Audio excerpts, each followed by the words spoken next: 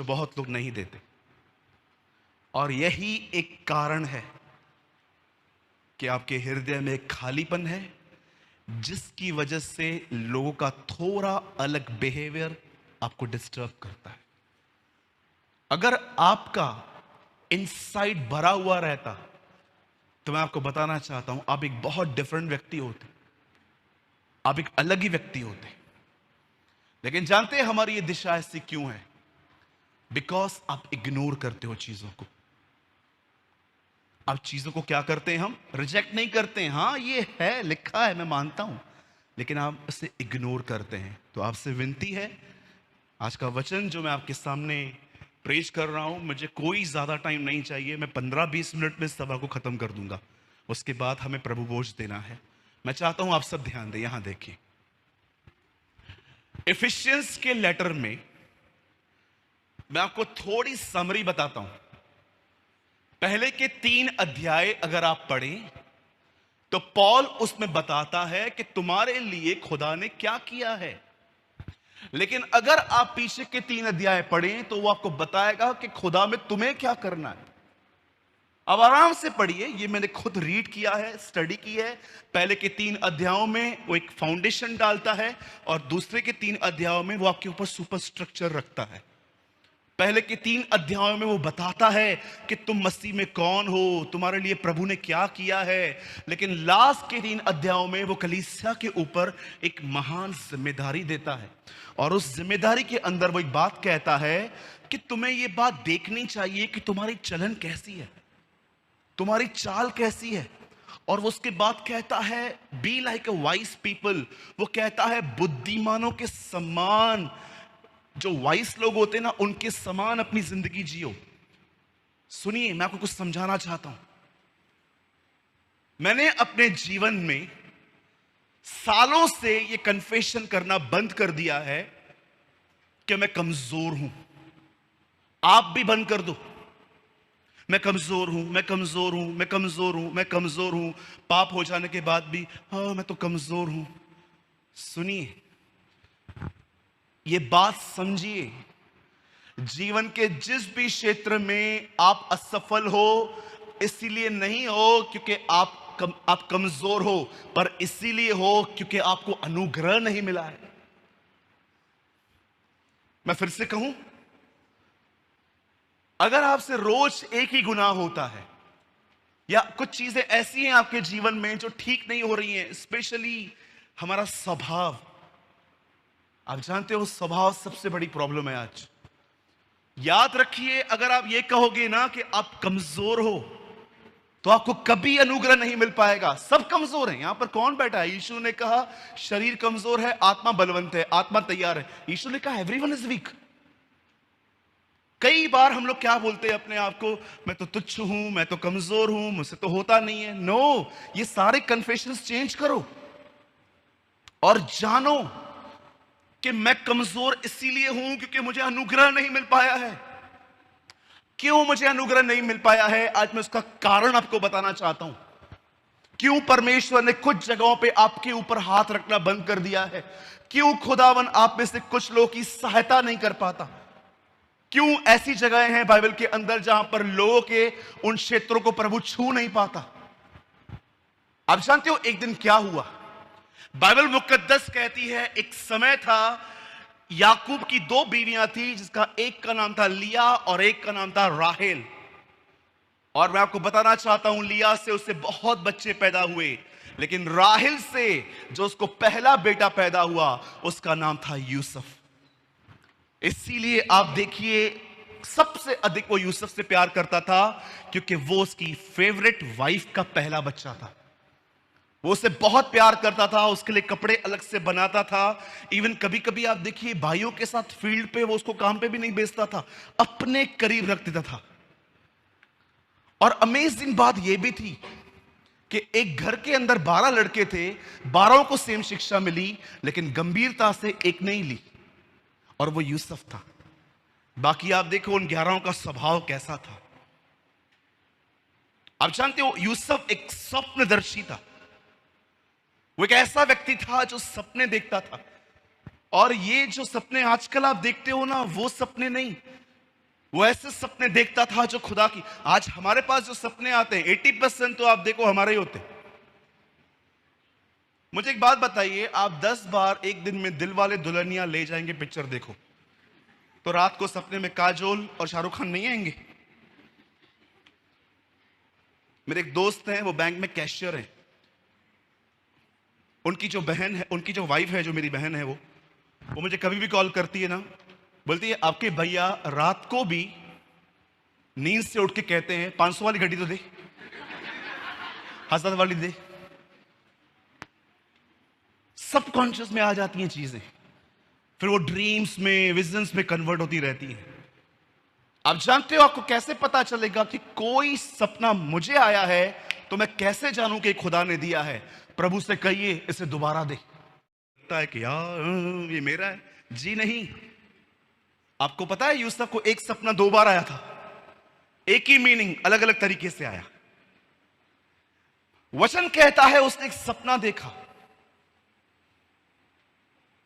और आगे चल के आप जानते हो वो फुलफिल हुआ। वो सपने देखता था और परमेश्वर उसको सपनों का अर्थ भी बताया करता था। एक दिन यही लड़का हालातों के कारण, बाइबल बताती है, जेल में बंद हुआ। और जेल के अंदर उस समय जो राजा जो रेन कर रहा था उसका नाम था फिरौन। और उसने एक दर्शन देखा, उसने एक सपन देखा। जानते हो उस सपने में क्या देखा? पतली भैंसे मोटी भैंसों को खा रही है। जब उसने ये देखा तो उसको एक बात पता चली, जेल में एक लड़का बंद है और ये लड़का इन चीजों का अर्थ बता सकता है।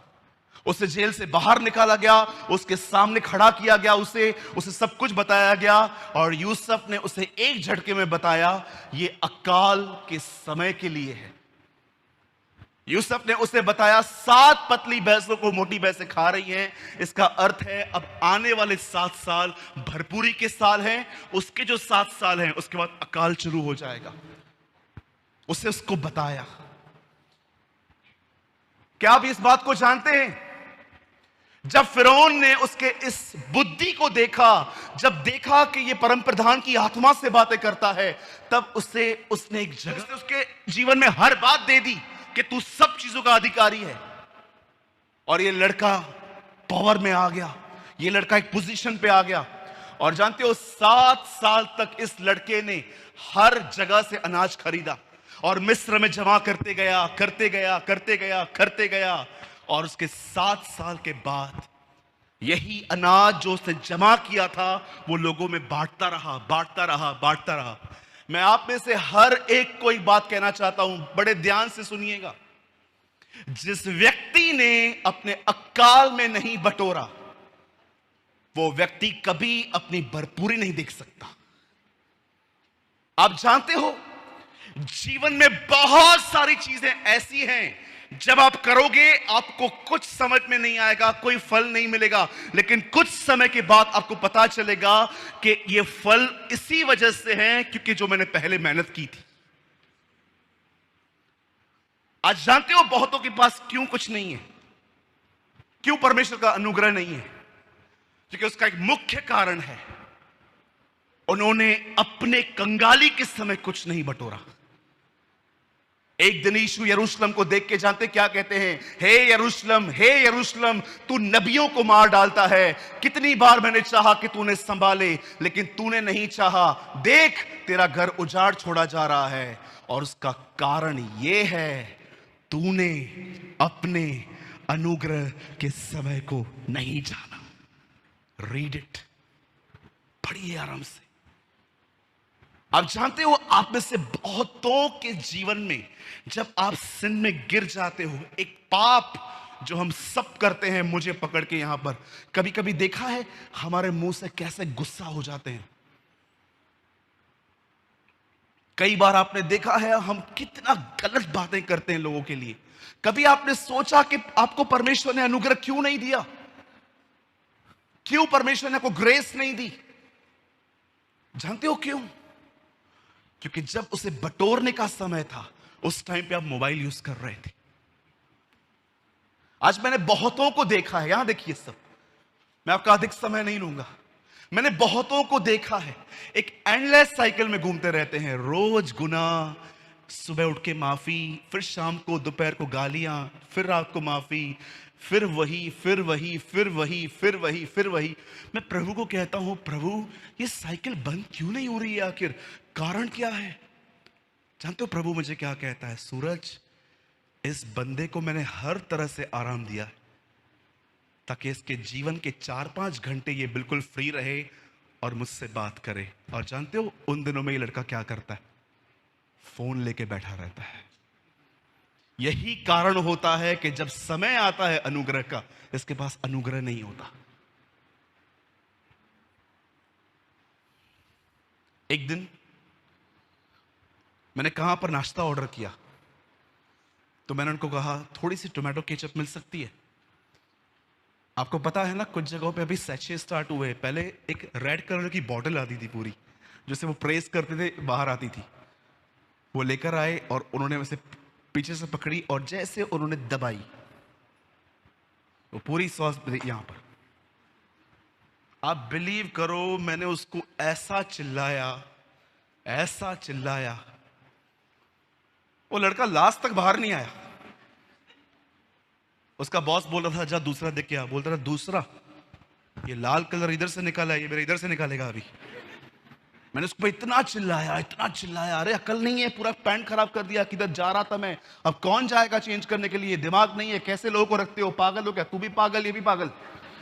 इतना चिल्लाया मैंने, और लास्ट में जब मैं वहां से हटा, मैं प्रभु से कह रहा था, प्रभु ये मैं था यार, मुझे बिलीव नहीं हो रहा है मैं इतना रूड हूं। एक इतनी सी छोटी बात, केचप गिर गई यार, घर जाके चेंज करके आता। वो गरीब पे कितना चिल्लाया मैंने। और लास्ट में भी जब मैं जा रहा था ना, जानते हो वो लड़का चुपचाप से वहां खड़ा था बेचारा, से मुंडी नीचे करके, और मैंने उसको जाते जाते भी चिल्लाया। मैंने कहा अक्ल नहीं है, थोड़ा पढ़ लिख लिया करो। मेरा पैंट पूरा खराब हो गया था। मैं जब गाड़ी चला रहा था ना, मैं इतना अशांत था, मुझे ऐसा लग रहा था कि प्रभु मैं डीमन पसेस तो नहीं हूं यार, ये मैं कैसे हो सकता हूं? मैं इतनी सी छोटी सी बात को लेके किसी पे इतना गर्म कैसे हो सकता हूं? मुझे क्यों नहीं रोका तूने? तुझसे बिलाम ने कहा मैं जाऊं, तूने कहा नहीं। फिर से पूछा, तूने कहा जा। और तीसरी बार जब वो निकलने पे था, फिर भी तूने स्वर्गदूत भेजा उसे रोकने के लिए।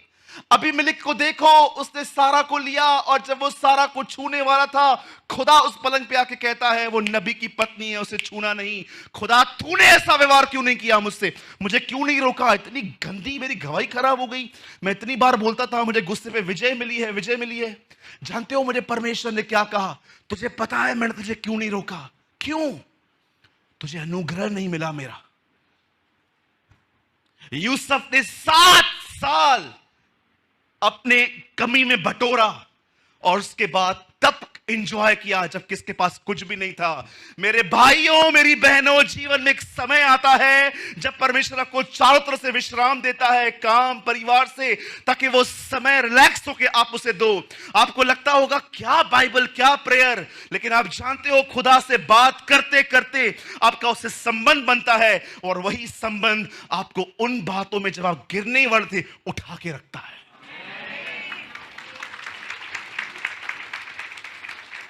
आपको पता है मैं ये पर्सनली बिलीव करता हूं, बहुतों को शैतान स्वर्ग नरक नहीं ले जाएगा। मुझे लगता है बहुतों को नरक ले जाएगा उनका ओवर स्मार्ट माइंड, अधिक शाणापन। आप बिलीव कर सकते हो यहूदा ने लोगों को कैसे पागल बनाया था? यीशु कहता है ये टुकड़ा मैं जिसको दाखरस में डुबो के दूं वही मेरा पकड़वाने वाला है। यीशु सबके सामने टुकड़ा दे रहा है। आप बिलीव कर सकते तो भी उसे कोई नहीं पहचान पाया। उसने इतना लोगों को मूर्ख बना के रखा था। जानते हो वो कौन था? वो स्मार्ट था, वो बड़ा सयाना था। मुझे एक भाई ने कहा यार तू वचन पढ़ता है तुझे समझ में आता है, मुझे क्यों नहीं आता? मैंने बोला तुझे क्यों नहीं आता उसका उत्तर भी बाइबल में ही है। बोला कहां लिखा है? मैंने कहा खोल। वहां लिखा था भले के साथ खुदावन अपने आप को भला,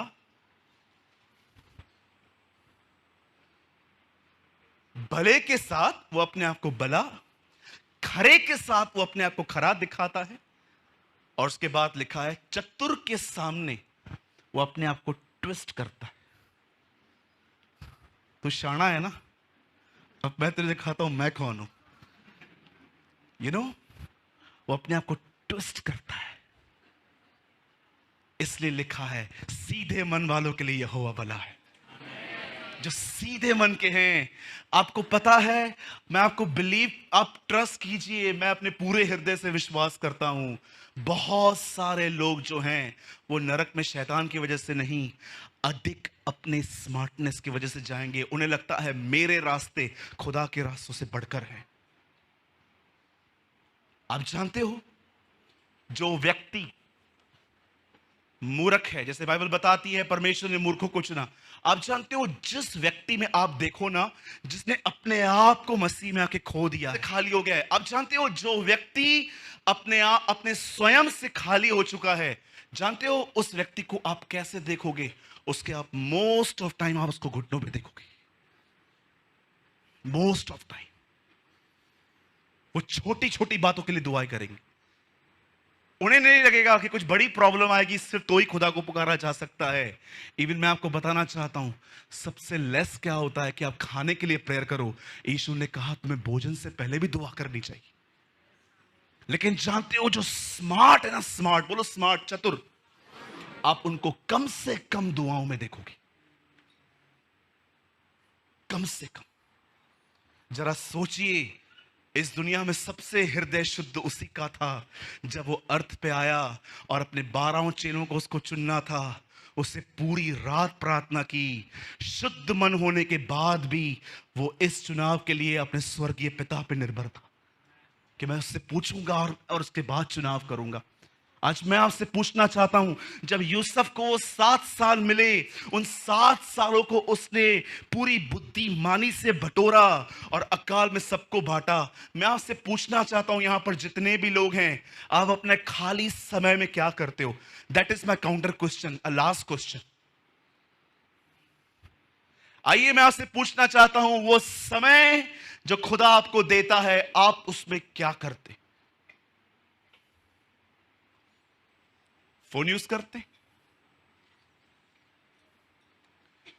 ये देखते हैं किस किसने बात की आपसे, फेसबुक पे जाते हैं सिर्फ अंकल आंटी मामा मामी को देखने के लिए। सोचिए मेरे भाइयों मेरी बहनों, याद रखिएगा 47 में हम आजाद हुए हैं और उसके कुछ समय के बाद इजराइल आजाद हुआ है।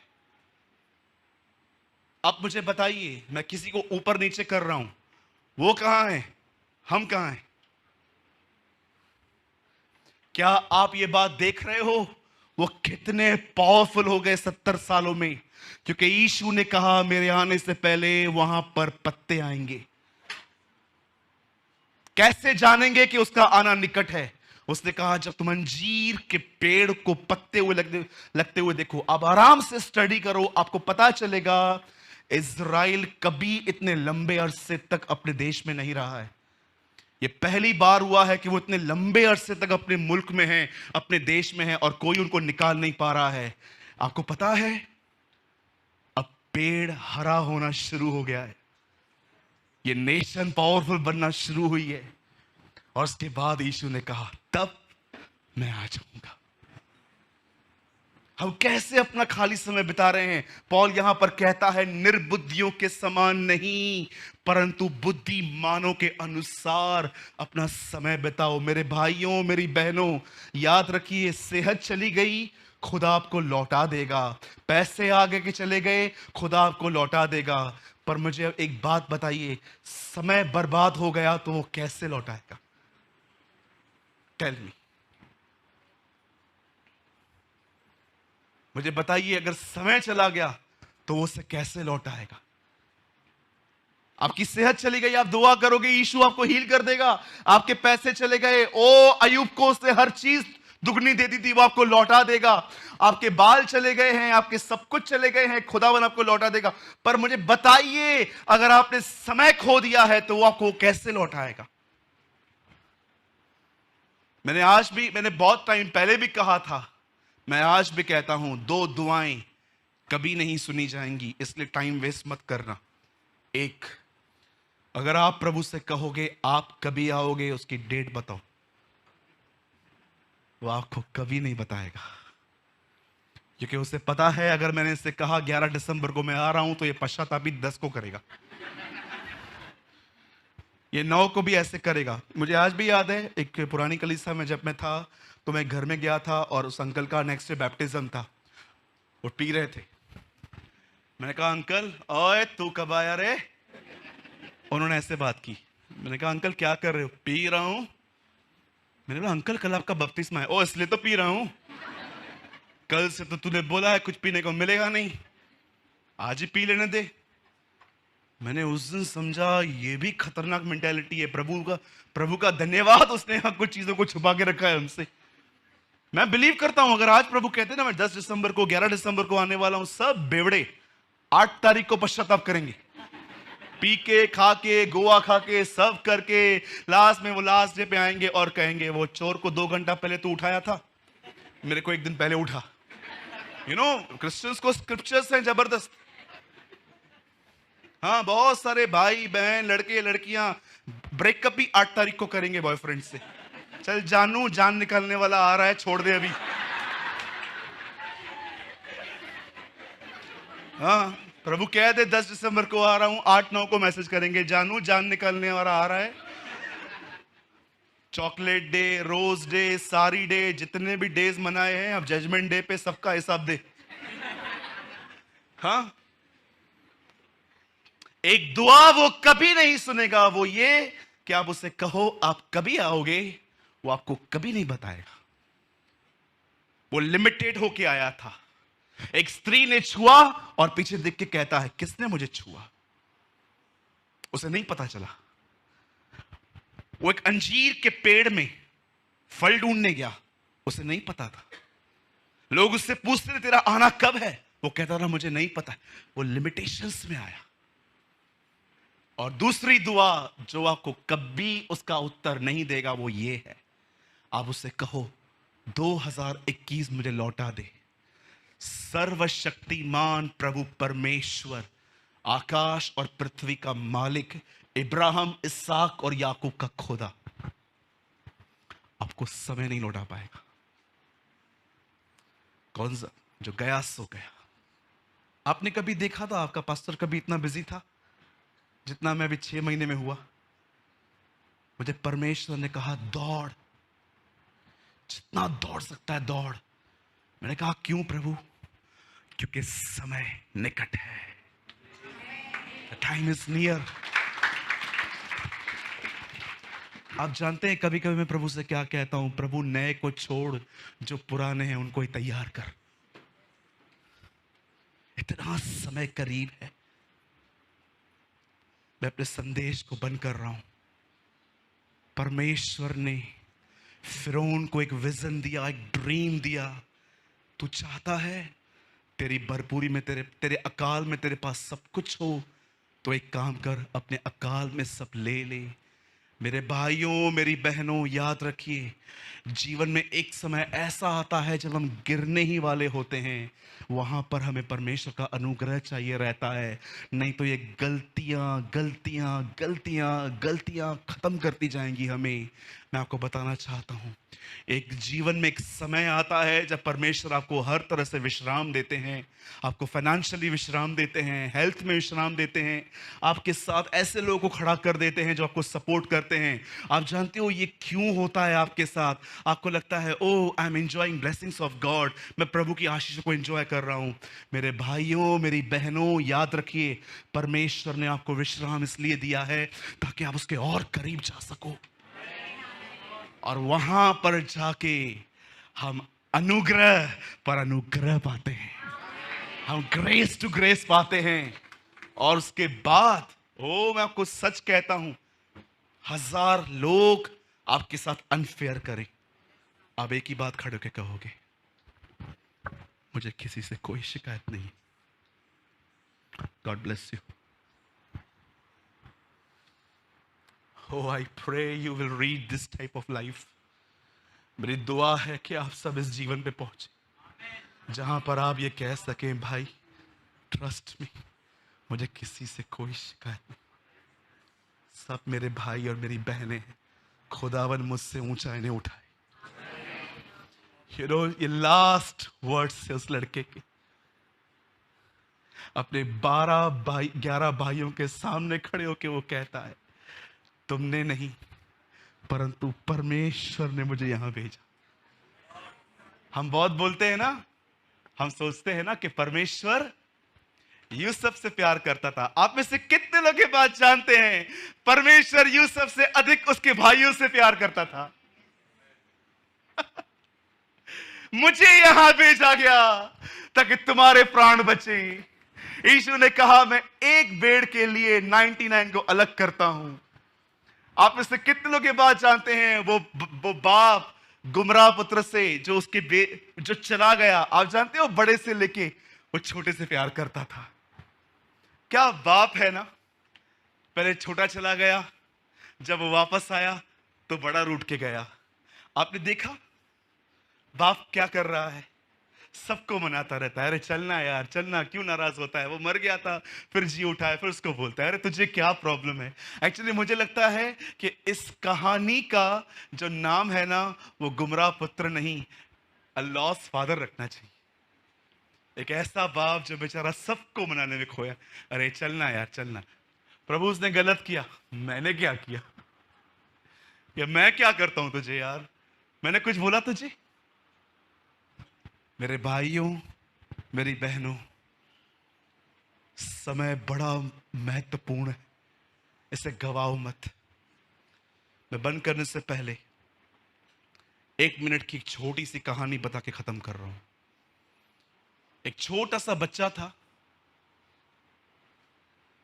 रोज स्कूल जाता था।